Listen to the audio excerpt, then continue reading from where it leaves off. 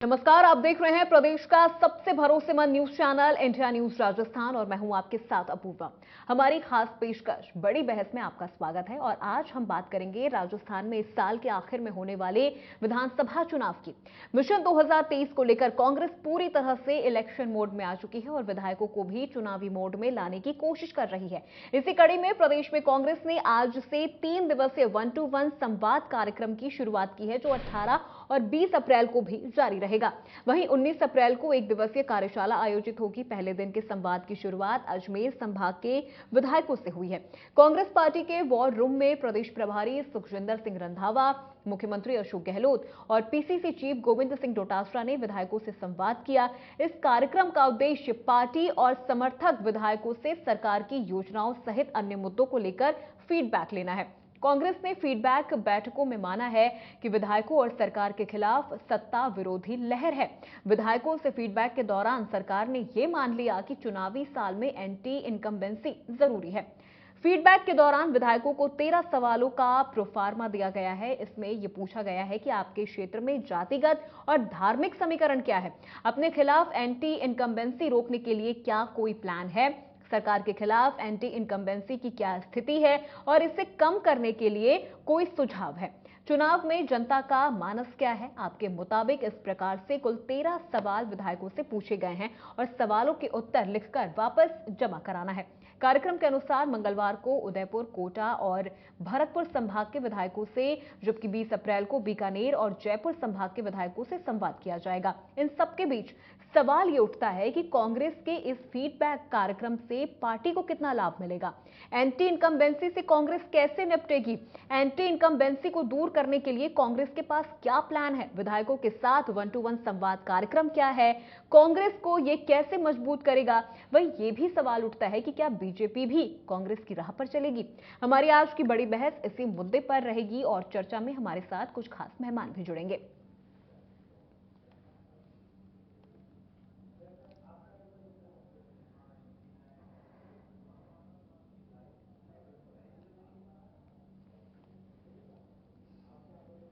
तो आपको बता दें कि राजस्थान में मिशन 2023 की तैयारी शुरू हो गई है और ऐसे में अब राजस्थान सरकार विधायकों से 1-to-1 फीडबैक ले रही है और ऐसे में विधायकों से फीडबैक के जरिए ये पता करने की कोशिश की जा रही है कि किस तरह से उनके क्षेत्र में, उनके विधानसभा क्षेत्र में सरकार को लेकर कितनी पॉजिटिविटी है या फिर कितनी नेगेटिव चीजें नजर आ रही हैं।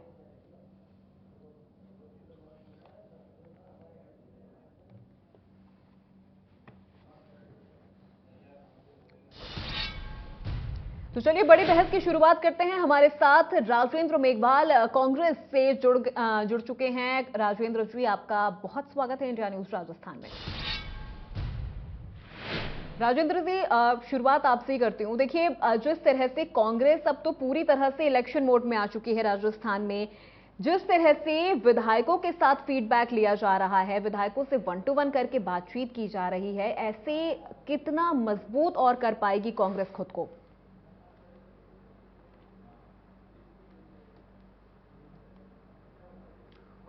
देखिए अपूर्वा जी, जहाँ तक हम राजस्थान में सत्ता में हैं तो निश्चित रूप से माननीय मुख्यमंत्री जी का जो सुशासन का ये जो 4-4.25 साल का कार्यकाल है और अभी वर्ष के अंत में लोक विधानसभा चुनाव है जी। तो निश्चित रूप से ये एक बहुत ही सामान्य प्रक्रिया है कि हम अपने विधायकों के साथ में, मंत्रियों के साथ में और संगठन के लोगों के साथ में जो चर्चा कर रहे हैं माननीय मुख्यमंत्री जी, माननीय प्रदेश अध्यक्ष जी और माननीय संगठन प्रभारी एआईसीसी श्रीमान रंधावा जी, तमाम लोग विधायकों से, मंत्रियों से सलाह मशवरा कर रहे हैं और उनसे कुछ बिंदुओं पर उनकी राय ले रहे हैं और उन्होंने, जैसा आपने बताया कि 13 बिंदु दिए गए हैं, तो निश्चित रूप से ये एक रूटीन प्रक्रिया है और इसमें पार्टी को जो सुझाव उनसे मिलेंगे उसके अनुसार और उनकी जो भूमिका है विधायकों की या जो क्षेत्रीय विधायक हैं या जो मंत्रियों की है विधायक, उनकी भूमिका के बारे में भी चर्चा की जाएगी और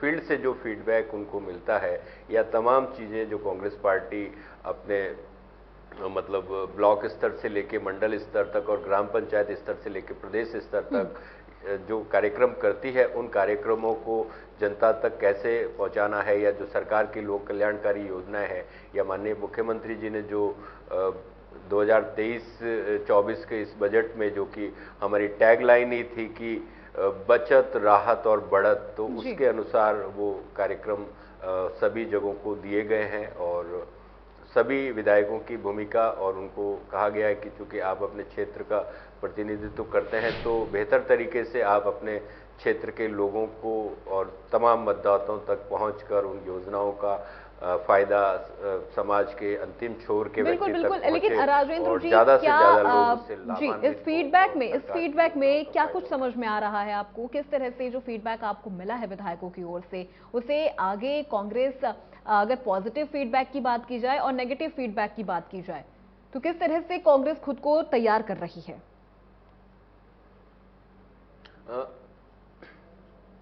देखिए अपूर्वा जी, कोई भी कम्युनिकेशन या संवाद होता है वो टू वे संवाद होता है। एक तरफ मैंने जैसा आपको शुरू में बताया, माननीय मुख्यमंत्री जी हैं, माननीय प्रदेश अध्यक्ष जी हैं, माननीय संगठन प्रभारी जी हैं, वो एक ओपन डिस्कशन है, 1 to 1 उनसे पूछा जा रहा है या उनको जो भूमिकाएं दी जा रही है या उनसे ये कहा जा रहा है कि भाई आप ये चीजें कीजिए, ये चीजें कीजिए, और वो बिल्कुल एक टू वे कम्युनिकेशन होता है। कोई भी कम्युनिकेशन या संवाद होता है वो जब दोनों तरफ से होता है तो उसके परिणाम भी सकारात्मक आते हैं, और इसमें पूरी तरीके से कांग्रेस पार्टी जिनको जो भूमिका देना चाहती है, जिनसे जो अपेक्षा करती है, उनके अनुसार उनसे संवाद किया जा रहा है। तो ये एक बहुत ही रूटीन प्रक्रिया है, और एक संगठन की और सरकारी स्तर पर जो हमारी बेहतरीन योजनाएं हैं, जो फ्लैगशिप योजनाएं हैं, जो बेहतरीन जो काम हुए हैं पिछले 4-4.25 सालों में, उनको धरातल पर किस तरीके से पहुंचाना है, और वो जो अंतिम पंक्ति का व्यक्ति है या जिसको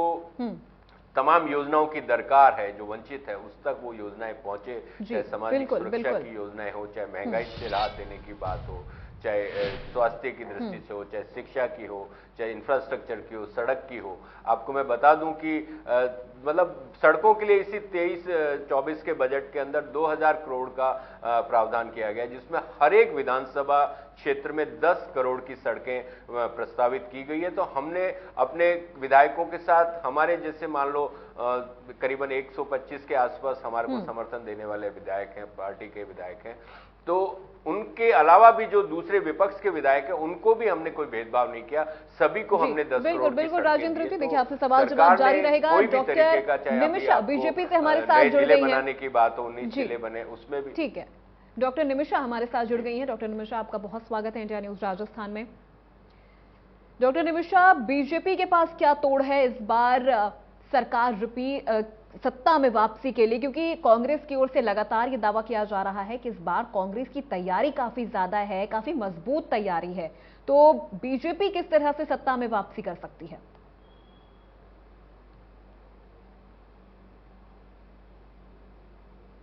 डॉक्टर निमिषा, आप तक मेरी आवाज पहुंच रही है?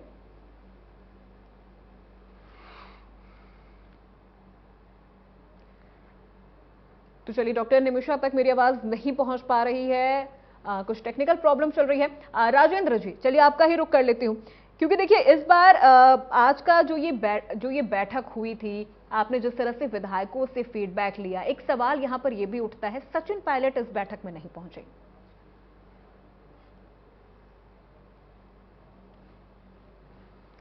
देखिए, उनका कोई कार्यक्रम रहा होगा या उनकी व्यवस्था रही होगी, निश्चित रूप से ये तो अध्यक्ष जी या संगठन प्रभारी ही बता सकते हैं कि उनको सूचना है और उसके हिसाब से वो कोई कार्यक्रम के तहत नहीं आए होंगे। तो निश्चित रूप से ये उनसे और हमारे संगठन प्रभारी या अध्यक्ष जी बता सकते हैं या पायलट साहब खुद बता सकते हैं, वो कोई बात नहीं है। मैं आपको यहाँ बताना चाहता हूँ अपूर्वा जी की, जैसा कि मैंने आपको शुरुआत में भी बताया, और हम जैसे 24 अप्रैल से महंगाई राहत कैंप लगाने जा रहे हैं, जिसके अंदर हमारी जो 10 पॉइंट का एजेंडा है, जिसके अंदर जो 1100 रुपए वाला सिलेंडर है वो करीबन 500 रुपए में हम उज्ज्वला के जो 76 लाख लाभार्थी हैं उनको देंगे, और 1000 यूनिट बिजली फ्री, मतलब हमारे करीबन 87% जो हमारे मतलब घरेलू उपभोक्ता हैं बिजली के, उनका बिल शून्य आएगा और 2000 यूनिट हम किसानों को बिजली फ्री दे रहे हैं। चिरंजीवी स्वास्थ्य बीमा योजना को 23-24 के बजट में 10 लाख से बढ़ाकर 25 लाख किया गया है और चिरंजीवी दुर्घटना बीमा को 5 लाख से बढ़ाकर 10 लाख किया गया है। आपको बीच में रोकूंगी। डॉक्टर निमिषा हमारे साथ जुड़ गई हैं, उनसे भी फटाफट एक सवाल ले लेती हूँ। डॉक्टर निमिषा, बीजेपी के पास क्या तोड़ है इस बार सत्ता में वापसी करने के लिए, क्योंकि कांग्रेस पूरी तरह से रिपीट होने के लिए तो तैयार हो गई है यहाँ पर?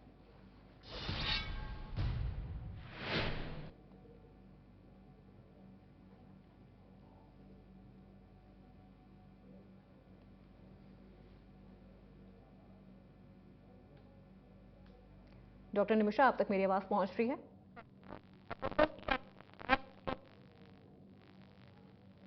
जी, सवाल मेरा ये था कि बीजेपी इस बार क्या तोड़ निकाल रही है सत्ता में वापसी करने के लिए, क्योंकि कांग्रेस पूरी तरह से तैयार है, इलेक्शन मोड में नजर आ रही है, विधायकों से भी फीडबैक लिया जा रहा है।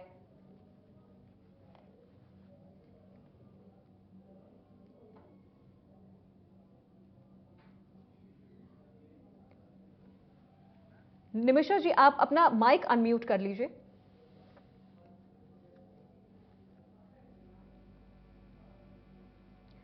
निमिषा जी, आप अपना माइक अनम्यूट कर लीजिए, आपकी आवाज मुझ तक पहुंच नहीं पा रही है।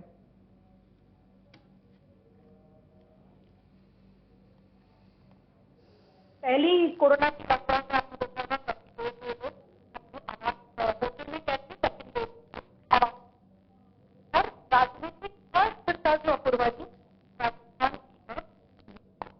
सत्ता के कारण है, सिर्फ कुर्सी की रेस में, कुर्सी पाने की जद्दोजहद में कांग्रेस के नेता लड़ते रहे और हर विधायक मिनी मुख्यमंत्री बनकर अपने क्षेत्र में रहा जो सरकार को सपोर्ट कर रहा। तो आप देखिए, आज जो फीडबैक है, सत्ता की जद्दोजहद है, तो राजस्थान की जनता अब जान चुकी। वो समय था जब वोटिंग के समय, चुनावी वर्ष में जब जनता की सुध ली जाती थी कि अब वोट दिए जाएंगे और हमारे पक्ष में करना है। अब तो जनता खुद एनालिसिस करती है। आप देखिए डिजिटल इंडिया के युग में अब जनता जो आपने वादे किए उनको धरातल पे कितना इंप्लीमेंट करा आपने। 4 साल आप कहाँ थे और चुनावी वर्ष में आकर के आप मीठा मीठा गोल गप करेंगे, तो जनता तो जानती है ये। और कांग्रेस का इतिहास इसी से भरा पड़ा है, इसमें सिर्फ सत्ता पाने की लालसा से कांग्रेस सत्ता के इर्द गिर्द रहती है। इसीलिए कई विभाजनों को झेल चुकी कांग्रेस लगातार आज भी विभाजन के सत्ता का ही तो खेल है सारा, सत्ता का ही तो खेल है सारा।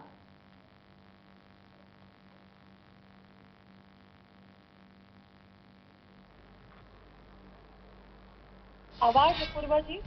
जी निमिषा जी, मैं कह रही हूँ, देखिए सत्ता का ही तो ये पूरा खेल है। बीजेपी भी इसी सत्ता को पाना चाहती है, कांग्रेस भी इसी सत्ता में रहना चाहती है। देखिए अपूर्वा जी, भारतीय जनता पार्टी और कांग्रेस के अंदर मूलभूत अंतर है। कांग्रेस सिर्फ सत्ता पाना चाहती है और भारतीय जनता पार्टी माँ भारती की सेवा के लिए अग्रसर कार्यकर्ताओं की पार्टी है। एक बार भी विभाजन नहीं हुआ। यहाँ तय करता है हमारे यहाँ पर संसदीय बोर्ड और कांग्रेस में तय करता है आला कमान। आला कमान का निर्णय सर्वोपरि होता है। तो कांग्रेस और भाजपा की कोई तुलना हो ही नहीं सकती। हाँ, सेवा के लिए सत्ता में हम अपने लक्ष्य निर्धारित करते हैं। माननीय प्रधानमंत्री जी ने 5 प्रण हम भारतीय जनता पार्टी के कार्यकर्ताओं को दिए हैं। उस आधार पे हमारे लिए राष्ट्रीयता सर्वोपरि है। और यहाँ चाहे कांग्रेस राजस्थान की हो या वर्तमान में छत्तीसगढ़ की हो या हिमाचल की हो, आप देखिए तुष्टीकरण के आधार पर किस तरह से ये एक वर्ग विशेष को सपोर्ट कर रहे हैं, क्योंकि अब इनको ऐसा लगता है कि मुस्लिम वोट इनके हाथ से जा रहा है, तो मुस्लिम वर्ग को संतुष्ट करने के लिए बाकियों को दरकिनार किया जाता है। राजस्थान का एक मामला बताइए आप अपूर्वा जी, जहां पर निष्पक्षता की हो। अभी हाल ही में देखिए आप, बम ब्लास्ट में 70 से अधिक राजस्थान के लोग मारे गए। जयपुर की धरती पर बम ब्लास्ट हुए सीरीज वाइज, और एक ब्लास्ट को निरस्त किया गया। उन ब्लास्ट करने वाले जिन पे आरोप लगे थे, जिनको निचली कोर्ट में फांसी की सजा सुना दी गई थी, उस पर सरकार की पैरवी ठीक नहीं की। डबल एजी ने गए ही नहीं 48 दिन, और वो सारे आज वो स्वतंत्र घूम रहे। तो ये कांग्रेस जो है इतनी हल्के में जयपुर के 70 लोगों की, निर्दोष लोगों की मौत को एक मार्क्स तुष्टीकरण की भेंट चढ़ाने के लिए वो हल्के में लेती है। तो ये सत्ता नहीं है तो क्या है?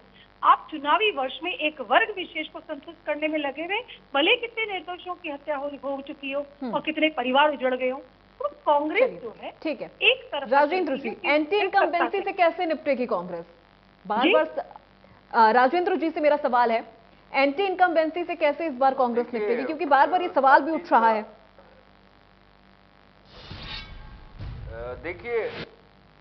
देखिए अपूर्वा जी, मैंने जैसा कि आपको डिबेट के शुरू में भी बताया, और बेहतर हो कि हम बिल्कुल उसी अपने टॉपिक पे ही रहें तो बेहतर होगा। और मैं निमिषा जी के सवालों का जवाब भी दूंगा। लेकिन सर, ये टॉपिक का ही सवाल है, बताया कि क्योंकि यही सवाल विधायकों से भी तो पूछा जा रहा है। महंगाई राहत, मैं वही बता रहा हूँ, सुनिए ना, मेरी बात तो सुनिए ना, आपको जवाब मिल जाएगा। मैं जब अपनी बात कह रहा हूं तो उसी में मेरे सवालों के, आपके सवालों के जवाब है। मैंने जब आपको बताया कि महंगाई राहत कैंप जो हम 24 अप्रैल से पूरे प्रदेश में लगाने वाले हैं, अब महंगाई राहत कैंप क्यों जरूरी हो जाते हैं? क्योंकि पूरे देश के अंदर जिस तरीके से महंगाई है, रसोई गैस की बात है, चाहे पेट्रोल डीजल की बात है, चाहे खाद्य पदार्थों की बात है, चाहे मतलब निर्माण सामग्री की बात है, चाहे हमारी परिवहन महंगे हो गए, चाहे हमारी यात्रा महंगी होगी, हमारी तमाम तरीके की महंगाई है, हमारे रोजगार छिन गए। तो मैंने जैसा 5 पॉइंट आपको बताया, तो बचे हुए 5 पॉइंट मैं बताना चाहता हूं कि इंदिरा गांधी शहरी रोजगार गारंटी के अंदर शहरी जो गरीब हैं उनको रोजगार दिया जा रहा है, और मनरेगा के अंदर भी हमारे 125 दिन का रोजगार सुनिश्चित किया गया है, और उससे अगर कोई वंचित रहता है तो उसको 1000 रुपया महीना पेंशन दी जा रही है, मतलब उसको पेंशन भत्ता दिया जा रहा है। और 1000 रुपया न्यूनतम पेंशन सामाजिक सुरक्षा की पेंशन है, पूरे देश के अंदर कहीं पे भी नहीं है। पशुपालकों के लिए 40,000 रुपया पशुधन बीमा, और अन्नपूर्णा फ्री फूड पैकेट, जो हमारे नेशनल फूड सिक्योरिटी एक्ट के अंदर जो पंजीकृत हैं उन तमाम लोगों को और बीपीएल के लोगों को फ्री पैकेट है अन्नपूर्णा के। अब मैं बताता हूं आपको, हमने किसी के साथ मैंने जो 10 पॉइंट आपको बताए, उसमें आप मुझे बता दीजिए कि क्या उसमें सिर्फ किसी वर्ग विशेष का फायदा हो गया? कि उसमें तो 8 करोड़ जो प्रदेशवासी हैं उनका फायदा। अब सवाल ये उठता है कि हम जब 8 करोड़ प्रदेशवासियों के लिए कोई अच्छी योजना लेके आ रहे हैं, तो भाजपा कम से कम अपने जो केंद्र की सरकार है वो 140 करोड़ लोगों के लिए क्या उसने अच्छा काम किया, वो गिनाते तो बेहतर होता। मैं आपको यहाँ पे ये बात बताना चाहता हूँ, 4 साल का जो हमारा 4 बजट आए, केंद्र की सरकार ने हमारे चारों बजट में टोटल 76,000 करोड़ रुपया केंद्रीय सहायता में से कटौती कर दी। अपूर्वा जी, आप मुझे एक बात बता दीजिए, किसी भी प्रदेश के लिए 76,000 करोड़ रुपया कितना मायने रखता है? जब आप सोचिए कि हमारी जो योजना का आकार 2.25 से 2.5 लाख तक की होता है, तो उसमें एक बजट होता है, उसका मान आप सोचिए कितना बड़ा अमाउंट है। अगर ये 76,000 करोड़ रुपया हमें मिलता तो हमारी योजना और बेहतर तरीके से चलती। अब ये यहाँ कह रही है साहब, अरे भाई आप एक चीज देखिए ना, प्रधानमंत्री जी ने जो वादे 2014 में किए, उसके बाद 2019 में किए, आप उन वादों पे बात कीजिए ना। उन्होंने कहा था कि मैं 2 करोड़ रोजगार प्रतिवर्ष दूंगा, 8-9 साल हो गए, 18 करोड़ रोजगार मिले नहीं। उन्होंने कहा कि मैं रुपए को डॉलर से मजबूत कर दूंगा, डॉलर की स्थिति 80 से पार है। काला धन लाने का वादा किया था, काला धन का एक पैनी भी आप देश में नहीं आया। 15 लाख रुपए खाते में डालने की बात हुई थी, कहते थे ना बहुत हुई महंगाई की मार अब की बार। अरे भाई कहां अब की बार, आपके मुंह से बोला नहीं जाता। कहते थे अच्छे दिन आने वाले हैं, अरे भाई अच्छे दिन किसके आए? अच्छे दिन ये सरकार ये बार बार लोकतंत्र की बात करती है, इंटरनल डेमोक्रेसी की बात करती है। अरे आपकी पार्टी में डेमोक्रेसी है कहां? आपके यहाँ तो फैसले ही सिर्फ 2 लोग करते हैं, हम 2 और हमारे एक की सरकार है। एक पूंजीपति मित्र को पनपाने के लिए पूरे देश का बंटाधार कर दिया। तो आज आप सोचिए ना, आपको किस मुंह से आप लोकतंत्र की बात करते हैं? संवैधानिक संस्थानों की क्या हाल हो गई। आपने कहा कि नमामि गंगे प्रोजेक्ट लॉन्च किया, 20,000 करोड़ आपने खर्च कर दिया, लेकिन गंगा सफाई हुई क्या? आप बताइए ना। किसानों की आय दुगनी करने की बात की थी आपने, फरवरी 2022 तक कितनी किसानों की आय दुगनी हुई? आपने कहा था कि हम सभी गरीबों को पक्का मकान दे देंगे, कितने लोगों को दिया भाई पक्का मकान? आपने कहा सभी जगह हम बिजली पहुंचा देंगे, अभी खुद ही बता दीजिए आपने कहां तक पहुंचाई? आपने ठीक है राजेंद्र जी, किसी भी वर्ग को आज मतलब आप 2011 के अंदर ओबीसी की, जी मैं बता रहा हूं, मेरी बात पूरी करने दीजिए। और फिर देखिए राजस्थान के अंदर ओल्ड पेंशन स्कीम जैसा क्रांतिकारी काम हमने किया, हमने राइट टू हेल्थ दिया। आज प्रधानमंत्री जी को बड़ी तकलीफ हो रही है कि माननीय मुख्यमंत्री जी ने जो काम किए उस पूरे कामों की चर्चा पूरे देश के अंदर हो रही है, और पूरे देश में अगर चर्चा होती है तो प्रधानमंत्री को बड़ी दिक्कत होती है, क्योंकि वही मुद्दे पूरे देश के अंदर होंगे और आने वाले 2024 के चुनाव में भी होंगे और असेंबली चुनाव में भी होंगे। कर्नाटक में हमारी स्थिति का आपको पता है, मीडिया रिपोर्ट्स आपको मिल रही होंगी। आज आप देखिए ना, मतलब आज देश में ऐसा कभी हुआ है क्या प्रधानमंत्री के ऊपर खुलेआम आरोप लगे हों और उन्होंने एक आरोप का जवाब नहीं दिया? अभी ये इनके पूर्व राज्यपाल थे सतपाल राजेंद्र जी, चलिए ठीक है, आपसे आगे भी सवाल लूंगी मैं, आगे भी आपको सुनूंगी। भी हमारे मतलब मुंह के अंदर। चलिए ठीक है, राजेंद्र जी आपके पास भी वापस आऊंगी। डॉक्टर निमिषा,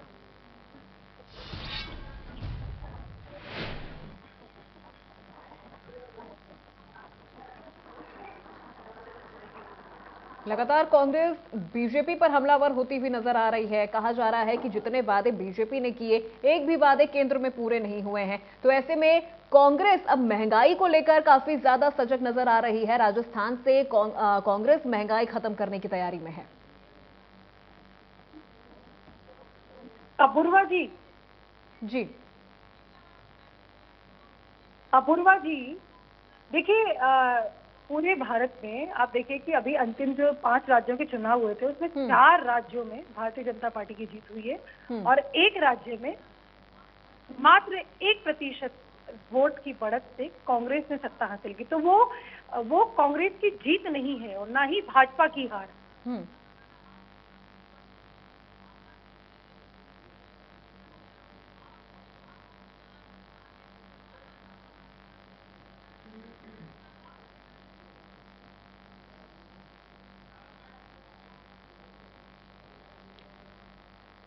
चलिए राजेंद्र जी, चलिए आपसे ही सवाल लेती हूं। यहां पर जिस तरह से फीडबैक लिया जा रहा है विधायकों से, क्या लगता है कि इस फीडबैक के अनुसार बीजेपी आगे जो चैलेंजेस है उन्हें आने वाले चुनाव तक पूरी तरह से कंप्लीट कर लेगी?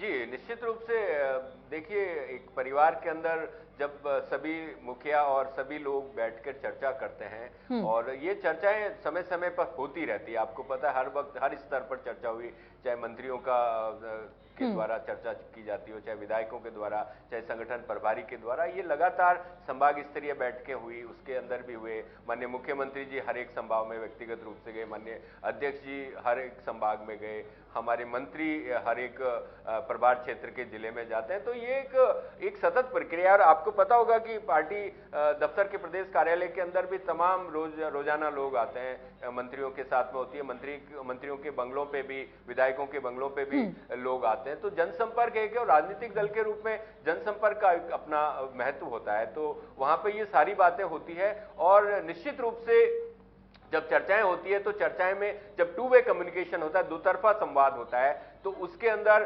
बेहतरीन चीजें आती है। और आपको मैं बता दूं कि हमारे माननीय मुख्यमंत्री जी एक पैशनेट लिसनर हैं, वो बहुत ही धैर्य से सभी की बातें सुनते हैं। तो निश्चित रूप से इन फीडबैक बैठकों से या जो संवाद होगा उससे बिल्कुल निश्चित रूप से एक होगी, और हमारी 2023 की जो राह है वो बहुत आसान होगी। और हम अपने बेहतरीन कार्यों की बदौलत, आपको मैं बता दूं अपूर्वा जी आपके चैनल के माध्यम से, कि हमारी तमाम योजनाओं की चर्चाएं पूरे देश नहीं पूरी दुनिया के अंदर है।